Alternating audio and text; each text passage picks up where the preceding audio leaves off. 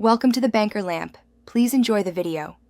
Download and install Visual Studio Code for your operating system. Open the app after installation and sign in if you want settings sync.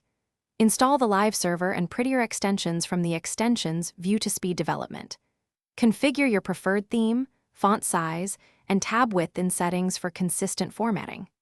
Enable autosave and set the default language if you mainly use HTML, CSS, and JavaScript. Restart the editor after major changes to apply all settings properly. Create a new folder for your project and open it in VS Code.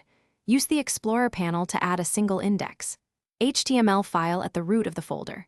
Create styles, CSS and script, JS files and link them inside index. HTML with correct relative paths. Use emit abbreviations in HTML files to scaffold elements quickly and save time writing boilerplate markup. Use folder-level settings and a VS Code folder to store workspace-specific settings and recommended extensions for the project. Open Index, HTML and Start Live Server to preview changes in the browser as you save files.